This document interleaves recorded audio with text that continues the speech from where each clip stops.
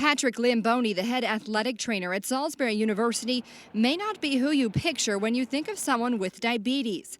But 2 years ago, at age 58, Lamboni was diagnosed with adult-onset type 2 diabetes. Because I was the atypical patient, I'm overweight, in pretty good shape, young, I never felt bad, but the fact of the matter is that something was wrong. Lamboni is far from alone. Jeff Scher, president of Apple Discount Drugs in Fruitland, says Delmarva is a red zone for diabetes, meaning the area spends the most money per capita in health care related to the disease. The incidence of diabetes in Delmarva is twice the national average, which is pretty incredible, knowing that basically 1 out of every 11 people in the country are diabetic.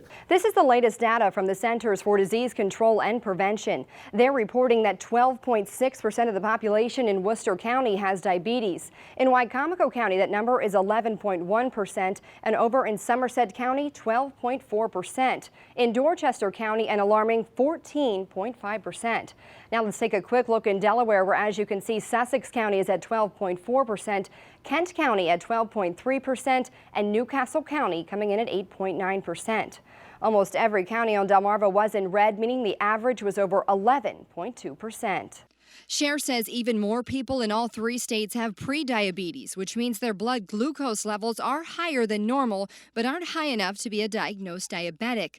John Motzko works alongside Scher as a certified diabetes educator.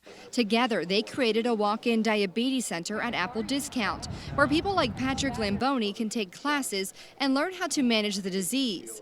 Motzko believes there are a few culprits behind the high numbers on Delmarva. Really, we have an issue down here with diabetes. Everybody has it, so therefore it's not important. We also have some voids in education. People don't understand what they're doing with diabetes. We have some voids in culture, that they think that meat and potatoes is always the best thing to have, rather than eat more sensibly. Motzko helps people fill those voids through motivational counseling. He says a healthy diet is key for diabetics, but it's a difficult key to access on Delmarva. We used to be an agrarian society where people were out working, people walked everywhere. There weren't 100 restaurants in a 1-mile area on South Salisbury Boulevard. Maybe it's 150 right now. Our change in our society has somewhat dictated our change in diabetes. Scher, who was diagnosed with diabetes himself over 40 years ago, couldn't agree more. He says through one-on-one counseling and group classes, Motzko and him hope to change the high rate of diabetes on Delmarva. We're trying to break down the barriers, and we're trying to make it easier for people, but people have to want to. You can't lead people to, you can't make people drink the water. They have to want it themselves. And Patrick Lamboni did. If you are suffering from diabetes, you don't think you have a friend, you really do. You need to just go out and seek the help.